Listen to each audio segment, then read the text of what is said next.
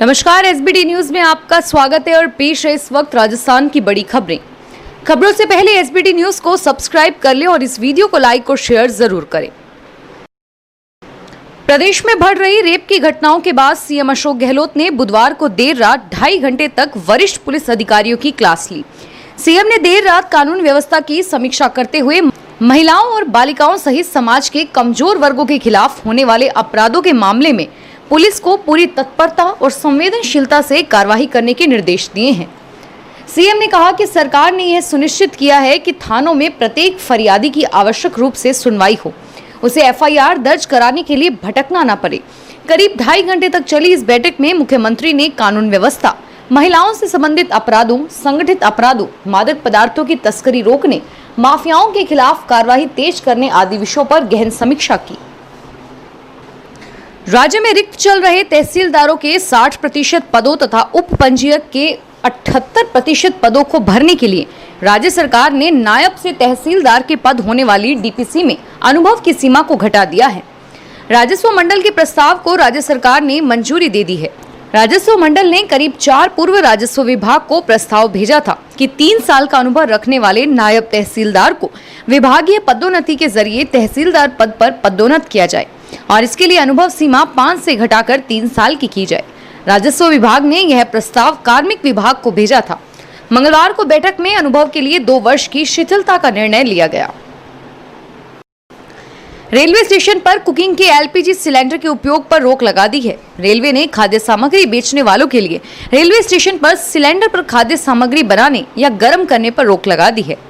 उत्तर पश्चिमी रेलवे के सीसीएम नीरज कुमार मौर्य ने जोन के सभी मंडलों के स्टेशन पर एलपीजी सिलेंडर का उपयोग नहीं करने के आदेश जारी किए और इससे अब वेंडर अपने घर से खाद्य सामग्री या चाय बनाकर स्टेशन पर लाकर बेच सकेंगे। राजधानी जयपुर शहर में अब सड़कों पर महिला पुलिस कांस्टेबल रात्रिकालीन नाकाबंदी करते हुए नजर आएगी। जयपुर कमिश्नर आनंद श्रीवास्तव की पहल पर जयपुर शहर के सभी थानों में कार्यरत महिला कांस्टेबलों को अब सड़कों पर रात में लगने वाले नाकाबंदी पॉइंटों पर तैनात किया जाएगा। राजधानी जयपुर शहर में अमूमन 48 जगहों पर नाकाबंदी पॉइंट बनाए गए हैं और इन नाकाबंदी पॉइंटों पर अभी तक थाना स्टाफ, पुलिस लाइन और ट्रैफिक से जुड़े पुलिसकर्मी तैनात रहते थे, लेकिन महिला सशक्तिकरण को बढ़ावा देते हुए सभी महिला पुलिसकर्मियों को नाकाबंदी पॉइंटों पर तैनात किया जाएगा। राजस्थान में कांस्टेबल के 5438 पदों के लिए बहुप्रतीक्षित भर्ती परीक्षा के लिए पुलिस मुख्यालय ने तैयारी कर ली है। कांस्टेबल के 5438 पदों के लिए बहुप्रतीक्षित भर्ती परीक्षा के लिए पुलिस मुख्यालय ने तैयारी कर ली है। परीक्षा 6, 7 एवं 8 नवंबर को 6 पारियों में होगी और अभी तक 17.5 लाख आवेदन आ चुके हैं, यानी कि हर पारी में 3 लाख से अधिक अभ्यर्थी बैठेंगे। मुख्यालय ने जिला स्तर पर परीक्षा केंद्रों का चयन लगभग कर लिया है और अगले हफ्ते तक परीक्षा की जगह के बारे में सूचना मिलनी शुरू हो जाएगी। केंद्र सरकार की ओर से अन्नदाता किसान के लिए चलाई जा रही प्रधानमंत्री किसान सम्मान निधि योजना के तहत अब अन्नदाताओं से 58 करोड़ की वसूली की जाएगी। दरअसल राजस्थान में इस योजना के लिए आवेदन करने वाले 63,936 अन्नदाता करदाता निकलकर सामने आए हैं और यह वसूली इन करदाता किसानों से की जाएगी।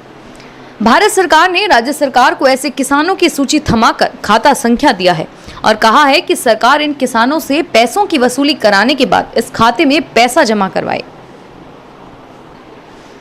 मुख्यमंत्री अशोक गहलोत ने जयपुर के 2 न्यायालयों में 7 नवीन पदों के सृजन को मंजूरी दी है। गहलोत ने नवसृजित न्यायालय जिला एवं सेशन न्यायाधीश जयपुर महानगर द्वितीय में लिपिक ग्रेड प्रथम के 4 पद सृजित करने की स्वीकृति दी है और इसी के साथ उन्होंने न्यायालय वरिष्ठ सिविल न्यायाधीश एवं मुख्य महानगर मजिस्ट्रेट जयपुर द्वितीय में लिपिक ग्रेड के 1 तथा चतुर्श्रेणी कर्मचारी के 2 नवीन पद सृजित करने की भी सहमति दी है। जयपुर में करीब 2 सप्ताह पहले ट्रैक पर लौटी मेट्रो में सफर करने वालों की संख्या में 2 दिनों में इजाफा होने लगा है। हालांकि अभी भी 60% से अधिक यात्रा करने वाले जॉय राइडर्स ही हैं, लेकिन बड़ी चौपड़ से मानसरोवर तक लोगों को इसका फायदा मिलने लगा है और उधर मेट्रो में शादी या अन्य किसी भी तरह की पार्टी के आयोजनों के लिए बुकिंग फिर से खोल दी गई है ताकि मेट्रो ट्रेन और स्टेशनों को किराए पर देकर राजस्व प्राप्त किया जा सके। हालांकि इसके लिए कोविड गाइडलाइंस की पालना अनिवार्य होगी और किसी भी तरह के आयोजन के लिए मेट्रो प्रशासन द्वारा ट्रेन के प्रत्येक कोच का किराया वसूल किया जाता है। एक कोच का किराया प्रति घंटे 5,000 रुपए है। आयोजक को ट्रेन के अंदर डेकोरेशन के लिए अलग से चार्ज देना होगा और लगभग इतना ही किराया स्टेशन बिल्डिंग के लिए लिया जाता है। उम्मीदवारों ने नीट परीक्षा OMR पर गलत उत्तर लेकर 7 अक्टूबर तक आपत्तियां दर्ज करवा दी है और अब national testing agency NEET result 2020 जल्द ही जारी करेगी। परीक्षा में उपस्थित हुए विद्यार्थी रिजल्ट से संबंधित सभी अपडेट के लिए आधिकारिक वेबसाइट पर जा सकते हैं। 5 अक्टूबर को OMR शीट जारी की थी। NTA ने उम्मीदवारों को नीट 2020 OMR शीट पर आपत्ति उठाने का मौका भी दिया था। कल 7 अक्टूबर को नीट 2020 OMR शीट डाउनलोड करने और उस पर आपत्ति दर्ज करने का आखिरी दिन था।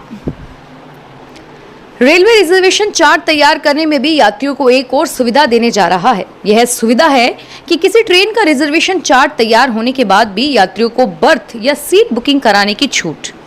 यह सुविधा आगामी 10 अक्टूबर से देश भर में लागू हो जाएगी। रेलवे में आगामी 10 अक्टूबर तक रिजर्वेशन चार्ट का पुराना सिस्टम लागू होगा। राजस्थान सरकार को लगातार किसी न किसी मुद्दे पर घेरने की कोशिश में जुटी बीजेपी ने इन दिनों कानून व्यवस्था के मुद्दे का दामन थाम रखा है।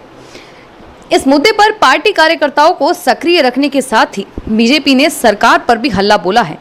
बीजेपी के हल्ला बोल की कड़ी में सोमवार को प्रदेश भर में ज्ञापन और राजधानी में बड़े प्रदर्शन के बाद अब बीजेपी के नेता राज्यपाल कलराज मिश्र से मिले।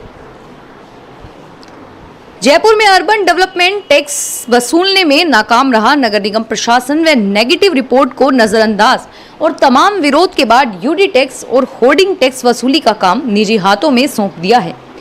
यूडी टैक्स वसूलने का काम करने वाले private firm door to door survey कर यूडी टैक्स का निर्धारण करेगी और फिर वसूली का काम करेगी।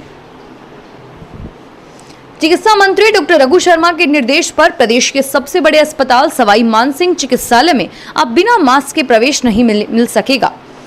चिकित्सालय के अधीक्षक डॉक्टर राजेश शर्मा ने इस संबंध में निर्देश जारी किए हैं। श्री शर्मा ने बताया कि प्रदेश में कोरोना के संक्रमण के प्रसार पर नियंत्रण के लिए मास्क लगाना ही सबसे सहज उपाय है। उन्होंने बताया कि इस बारे में अधिक जागरूकता लाने के लिए अस्पताल परिसर में पोस्टर एवं होर्डिंग्स भी लगाए जा रहे हैं। उन्होंने बताया कि बाहर से आने वाले आगंतुकों के लिए निःशुल्क मास्क भी वितरित किए जाएंगे। फिलहाल इस बुलेटिन में इतना ही और फिर हाजिर होंगे तमाम बड़ी खबरों के साथ। प्रदेश के सभी राजकीय कॉलेजों में राजीव गांधी विद्यार्थी सेवा केंद्र शुरू किए जाएंगे। इन सेवा केंद्रों पर विद्यार्थियों के प्रवेश, अध्ययन, परीक्षा, रोजगार आदि के संबंध में जानकारी दी जाएगी। इन सेवा केंद्रों पर विद्यार्थियों को परामर्श दिए जाएंगे तथा उन्हें विषय चयन, प्रवेश परीक्षा आदि से जुड़ी जानकारी मिल सकेगी। कॉलेज में अध्ययन, परीक्षा, प्लेसमेंट और रोजगार से संबंधित सलाह भी दी जाएगी। प्रदेश के 6 लाख घरों में बिजली के स्मार्ट मीटर लगाने का काम शुरू हो गया है। स्मार्ट मीटर लगाने के पहले फेज में करीब 500 करोड़ रुपए खर्च होंगे। उपभोक्ताओं व फील्ड इंजीनियरों के फीडबैक के बाद दूसरे फेज में स्मार्ट मीटर लगाए जाएंगे। कई प्रदेशों में स्मार्ट मीटर को लेकर उपभोक्ताओं के आक्रोश व शिकायतों के बाद बदलाव का काम फिलहाल धीमी गति से किया जाएगा। स्मार्ट मीटर में मोबाइल की तरह सिम लगी होगी और इससे पूरा मीटर ही ऑनलाइन रहेगा। Meter reading, load voltage, disconnection, reconnection, बिजली सप्लाई सहित अन्य कार्य की मॉनिटरिंग इंजीनियरिंग दफ्तर में बैठकर कर सकेंगे। माना जा रहा है कि स्मार्ट मीटर लगने के बाद बिजली चोरी व छीजत कम होगी तथा राजस्व घाटे में भी कमी आएगी। फिलहाल इस बुलेटिन में इतना ही और फिर हाजिर होंगे तमाम बड़ी खबरों के साथ। SBT न्यूज के वीडियो देखने के लिए हमारे चैनल को सब्सक्राइब करें और नोटिफिकेशन पाने के लिए बेल आइकन पर क्लिक करें। धन्यवाद।